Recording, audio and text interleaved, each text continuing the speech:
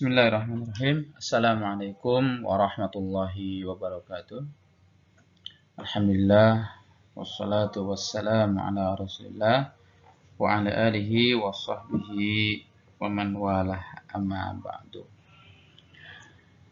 Apa kabarnya anak-anak sekalian yang dirahmati Allah Subhanahu wa taala? Mudah-mudahan pada kesempatan ini masih dalam keadaan sehat walafiat, masih diberikan kesehatan oleh Allah Subhanahu wa taala, masih diberikan semangat untuk menuntut ilmu dan belajar yang sungguh-sungguh dan terus ingin dan bermujahadah meningkatkan pengetahuan dan meninggalkan kebodohan. Baik anak-anak yang dirahmati Allah Subhanahu wa taala, pada kesempatan ini kita akan masuk di bab yang kedua terkait dengan kekuasaan dan rahmat Allah Subhanahu wa taala. Ya, bagaimana kita merenungkan ini, mentadaburi kekuasaan Allah Subhanahu wa taala, bagaimana kita merealisasikan, kemudian mengamalkan dan memanfaatkan nikmat Allah Subhanahu wa taala yang telah Allah berikan kepada kita semua. Baik, sebelum melanjutkan materi kita, ya, ada sebuah hikmah yang harus kita pahami, ya. Hikmah itu, maka hadapanlah wajahmu dengan lurus kepada agama Allah Subhanahu wa taala, ya, sesuai dengan fitrah yang Allah berikan kepada kita. Karena dengan fitrah tersebut, ya, kita diciptakan oleh Allah Subhanahu wa taala, tidak ada perubahan pada ciptaan Allah, ya, dan itulah agama yang lurus, agama Islam. Baik anak-anak yang dirahmati Allah Subhanahu wa taala, mungkin di antara kalian, ya, ini, tahukah, ya, bagaimana Allah Subhanahu wa taala menciptakan langit dan bumi? Atau mungkin di antara kalian ada yang tahu bagaimana proses penciptaan langit dan bumi ini? Kemudian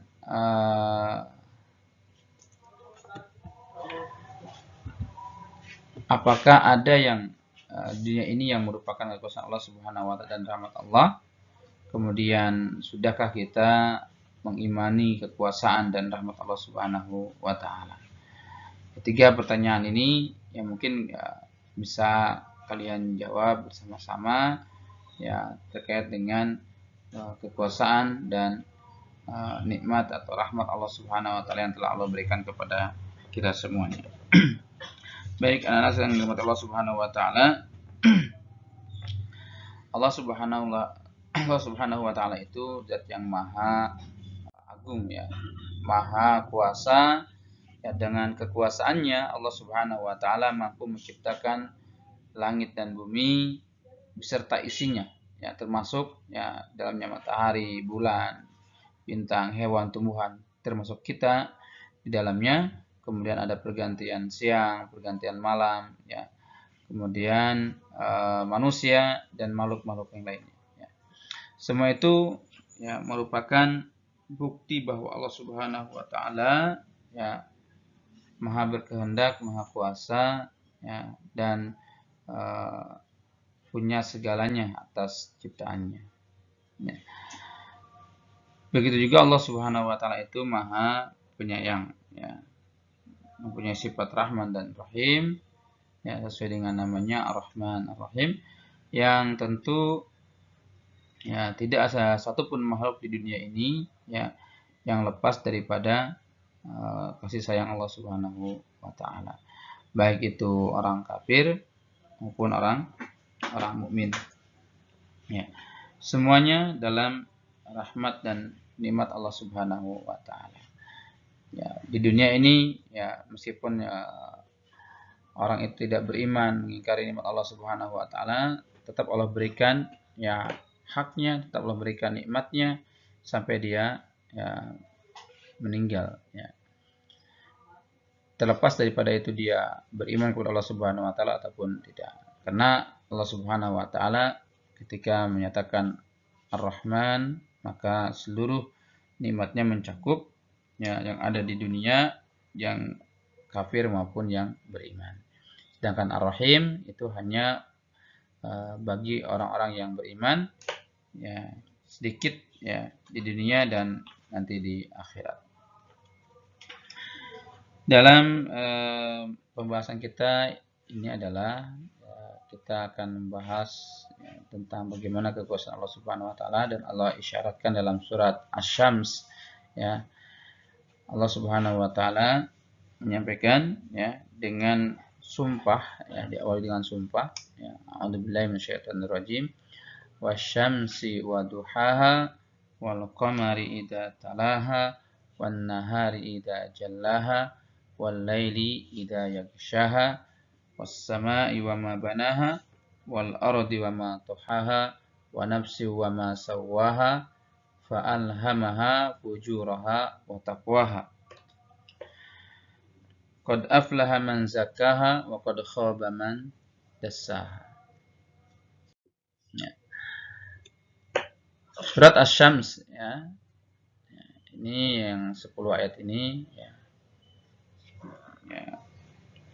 Ini ayat 1 sampai 10, ya. Ini masih ada lagi, ya, nanti kita bahas di ayat-ayat berikutnya. Surat Asy-Syams ini merupakan surat yang masuk di golongan Makkiyah, atau yang diturunkannya sebelum Rasulullah Shallallahu Alaihi Wasallam hijrah ke Madinah, ya. Ini merupakan ayat surat ke-91 dalam Al-Quran, di mana dinamakan dengan surat Asy-Syams karena memang diawali dengan kalimat Asy-Syams, ya, yang artinya, yang terjemahnya matahari, ya. Allah bersumpah dengan makhluk-makhluknya, dengan waktu, dengan ciptaannya, itu bagi Allah itu tidak ada masalah. Cuman kalau kita bersumpah maka harus menggunakan sumpah atas nama Allah Subhanahu wa taala. Maka ketika kita menyatakan bersumpah, saya bersumpah demi Allah, ya, maka sumpahnya demi Allah, ya, wallahi tallahi billahi. Tidak boleh dengan menggunakan nama selain Allah. Tidak boleh kita misalnya mengatakan demi langit dan bumi, itu tidak boleh. Atau demi apapun, ya, itu tidak boleh, kecuali hanya kita mengatakan demi Allah saja. Ya. Baik, secara umum surat ini itu isinya bertujuan agar manusia itu bisa mensucikan diri, ya, bisa membersihkan jiwanya, ya,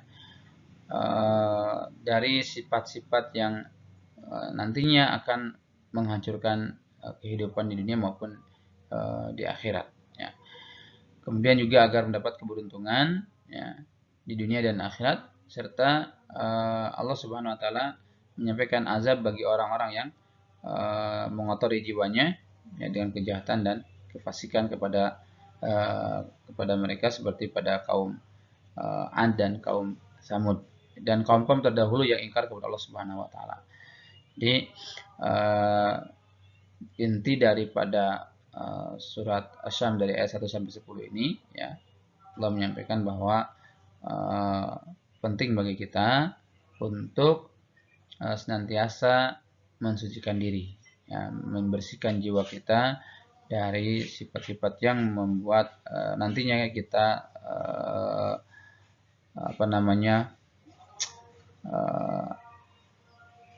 menyesali kehidupan apa yang telah Allah berikan kepada kita, ya. Tentu ketika kita berbicara tentang pensucian diri, ya, mensucikan jiwa, nah, yang pertama kali kita harus bersihkan adalah sifat atau akidah kita yang harus benar-benar dibersihkan dari sifat-sifat kemusyrikan, kesyirikan dan sebagainya, ya, khurafat, tahayul, ya, dan seterusnya. Itu yang pertama kali kita harus sucikan jiwa kita dari sifat-sifat yang menjadikan akidah kita, keyakinan kita kepada Allah Subhanahu wa taala itu ya berubah ya. Kenapa? Karena kalau sudah kita beriman dengan akidah yang kuat, maka insya Allah ya, selebihnya itu ya, akan dalam lindungan Allah Subhanahu wa taala. Karena kita sudah memiliki akidah yang kuat. Makanya Rasulullah SAW ketika diutus ya, maka di awal-awal Islam ada itu di Mekah, Allah Subhanahu wa taala menekankan kepada akidah. Ya, menekankan kepada keyakinan. Ya. Keyakinan yang harus dibangun dulu. Ya, makanya kita ya apalagi sekarang di akhir zaman ini maka harus benar-benar kita akidah kita benar-benar yakin dengan Allah Subhanahu wa taala. Kemudian tidak boleh menyekutukan Allah Subhanahu wa taala sekecil apapun ya, sekecil apapun. Karena kesyirikan itu pasti akan menghancurkan semua amal perbuatan kita, bahkan mengeluarkan kita daripada Islam, seperti itu. Baik, anak-anak yang dirahmati Allah Subhanahu wa taala, untuk surat Asy-Syams. Kemudian Allah Subhanahu wa taala juga di ayat lain menyinggung terkait dengan bagaimana Allah Subhanahu wa taala mengatur alam semesta ini. Ya, Allah Subhanahu wa taala tegaskan di surat Ali Imran ayat 190 ya. Inna fi khalqis samawati wal ardi wa ikhtilafil laili wan nahar la ayatil liulil albab. Ya. Sungguhnya pada penciptaan langit dan bumi dan perputaran siang malam itu ya merupakan tanda-tanda dari Allah Subhanahu wa taala bagi siapa saja yang memiliki ya pikiran ya, yang punya ulul albab, yang punya pikiran yang cerdas ya, yang bagi yang mau berpikir saja ya. Tapi kalau bagi orang yang tidak mau berpikir ya meskipun melihat tanda-tanda Allah ya tidak akan mampu untuk memikirkannya ya. Nah, sudah Allah berikan fitrah kepada kita. Fitrah itu ya bawaan ya yang nantinya akan kita jalani dalam kehidupan dunia ini ya, itu sudah ada. Bagaimana kita akan mencari Allah Subhanahu wa taala, mencari Tuhan ya, mencari yang menciptakan kita ya. Dan kita alhamdulillah dilahirkan di dunia ya, yang sekarang dari rahim seorang ibu yang beriman kepada Allah Subhanahu wa taala. Atau mungkin ada yang melalui pencarian dulu ya, atau yang mu'alaf dan sebagainya. Nah, itu juga jangan disia-siakan karena merupakan hidayah dari Allah Subhanahu wa taala yang sangat luar biasa bagi kita. Ya. Tentu anak-anak yang dirahmati Allah Subhanahu wa taala ya, yang harus dipahami juga bahwa Allah Subhanahu wa taala ketika menciptakan langit dan bumi beserta isinya, kemudian peraturan-peraturan yang ada di dalamnya, ya, sedetil-detilnya ya diciptakan, tentu bukan hanya sekedar menciptakan begitu saja untuk main-main, bukan. Allah menciptakan ini semuanya ada tujuan. Ya. Ya, di antaranya ketika Allah Subhanahu wa taala bersumpah dengan waktu, ya artinya kita